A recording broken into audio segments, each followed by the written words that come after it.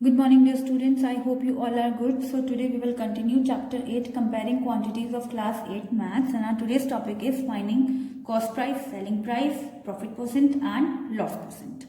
So सबसे पहले हम बात करेंगे cost price की. Cost price, इसको हम शॉर्ट में CPB बोलते हैं.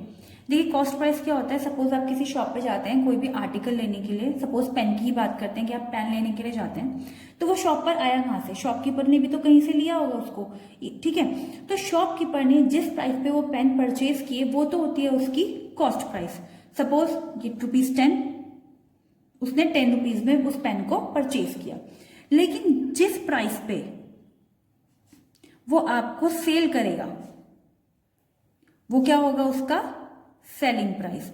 ओके, सपोज उसने सेलिंग प्राइस को हम एसपीबी बोलते हैं शॉर्ट में. सपोज उसने ₹15 में आपको पेन सेल किए. ओके, सो जिस अमाउंट पे, जिस कॉस्ट पे उसने वो पेन खरीदे शॉपकीपर ने, वो तो है उसकी कॉस्ट प्राइस, और जिस कॉस्ट पे उसने आपको बेच दिए वो है उसकी सेलिंग प्राइस. ओके, अब हम बात करते हैं प्रॉफिट की. देखिए प्रॉफिट क्या होता है?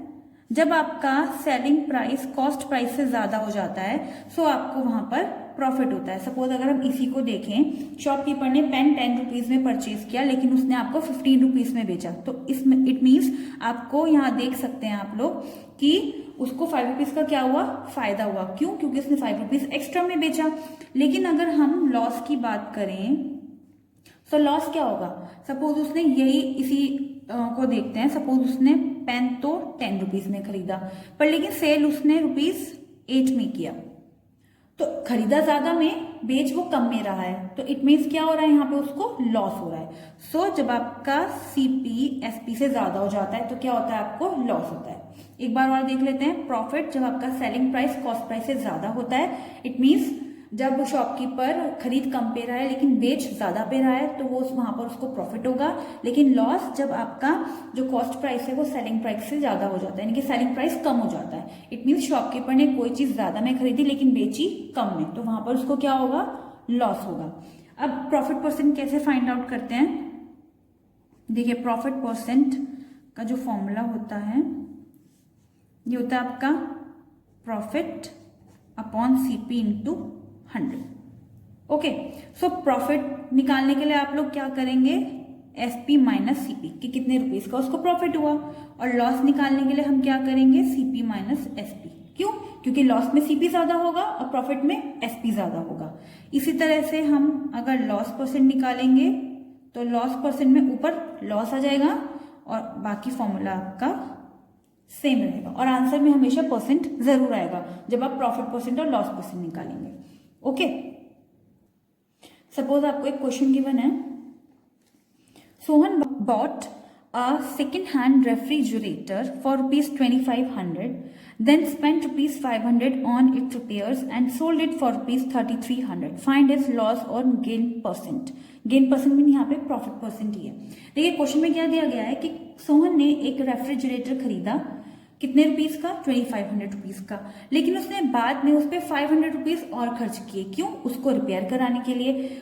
अब खरीदने के बाद उसने उसको 3300 रुपीस में बेच दिया. तो अब हमें बताना है कि उसे लॉस परसेंट और गेन परसेंट उसका फाइंड करना है. सो लॉस और गेन परसेंट फाइंड करने के लिए हमें सबसे पहले पता होना चाहिए कि उसको लॉस हुआ है या प्रॉफिट हुआ है. सो सबसे पहले हम इसमें लॉस और प्रॉफिट फाइंड आउट करेंगे कि दोनों में से उसको क्या हो रहा है. सो हम कैसे करेंगे? देखिए सबसे पहले हम इसकी कॉस्ट प्राइस देखते हैं. क्या है कॉस्ट प्राइस? 2500 थे, पर उसने 500 और खर्च किए, सो वो भी तो कॉस्ट प्राइस में ऐड होंगे क्योंकि वो उसने खुद से खर्च किए हैं. सो ₹3000 तो आ गई उसकी cost price. Now selling price की बात करें, कितने पे बेचा उसने? ₹3300 में. सो आप देख सकते हैं यहाँ पे कॉस्ट प्राइस 3000 है, पर एसपी क्या है? यहाँ पर 3300 है. इट मीन्स यहाँ पर एसपी जो है वो ग्रेटर है सीपी से. सो जब एसपी जो है वो सीपी से ग्रेटर होता है तो क्या होता है? वहां पर आपको प्रॉफिट होता है. सो अब हम प्रॉफिट देखेंगे. प्रॉफिट निकालने के लिए मैंने आपको बताया था क्या करना होता है? SP minus CP. सो कितना आ जाएगा ये?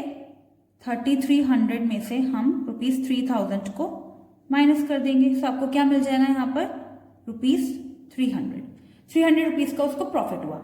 अब उन्होंने हमसे पूछा था फाइंड हिज लॉस और गेन परसेंट। जब उसको प्रॉफिट हुआ है तो इट मीन्स आंसर में क्या निकालेंगे हम, प्रॉफिट परसेंट, या आप इसको गेन परसेंट भी लिख सकते हैं। ओके, सो गेन परसेंट निकालने का फॉर्मूला मैंने आपको क्या बताया था, प्रॉफिट अपॉन सीपी इंटू 100। सो कितना है यहाँ पर ₹300 का उसको प्रॉफिट हुआ है, अपॉन सीपी कितना था 3000 मल्टीप्लाई 100।